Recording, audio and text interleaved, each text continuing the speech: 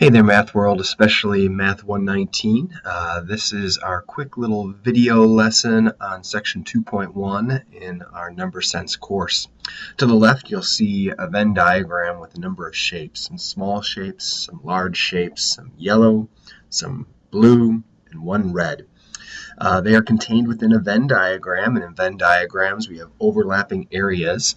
And in this one particular Venn diagram, there are two circles overlapping. There's some that you'll interact with that have three on our assignment, but we'll be okay.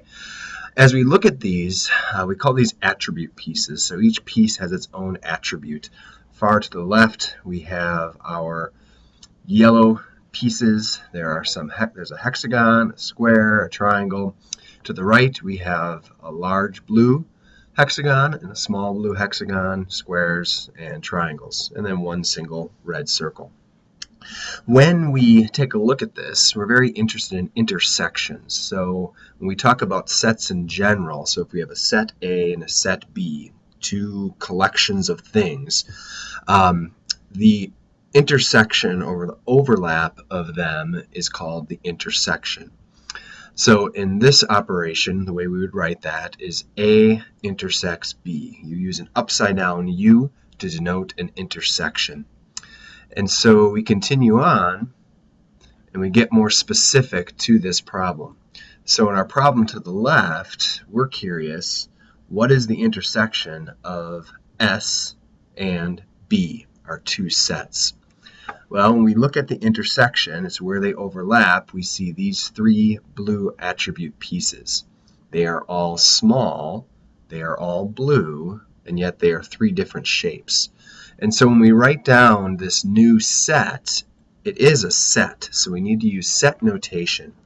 And so the intersection of S and B is the set made up of these three attribute pieces: small blue square, small blue triangle, and small blue hexagon.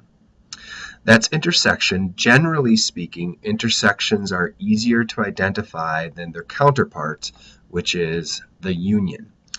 So a union is where we have two sets. In the general form, we say A and B. In our particular problem, it'll be S and B.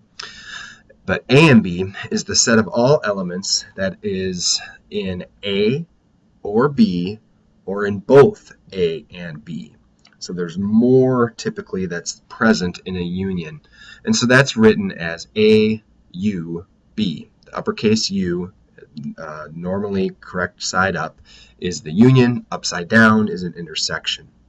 So in our problem, the question is, what is the the union of S and B? And so by definition, it is all the elements of S, all the elements of B, and all the elements that are in both A and B. And so to the left, we have quite a few attribute pieces that fall into the union. In fact, it is every single one that's contained within S and B and their overlap.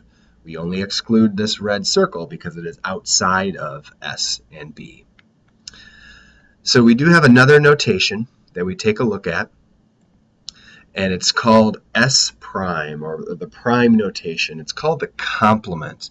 And so a complement is not, gee, you look nice. No, a complement is when we take a look at a set, we want everything that is not in that particular set. So S prime, we want the complement of S, or everything that is not part of S. And so here is S, and the overlapped area is part of S. It's part of the S region. So we want everything that's not contained in S.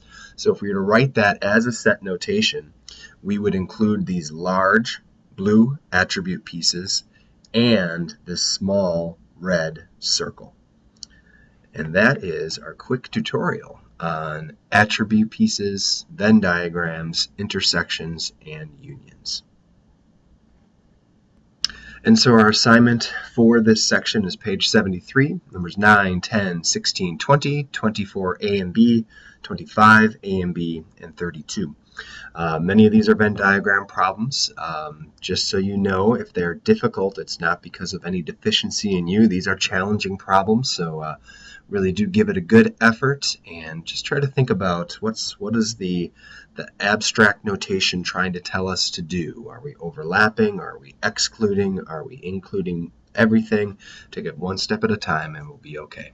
Take care and God bless.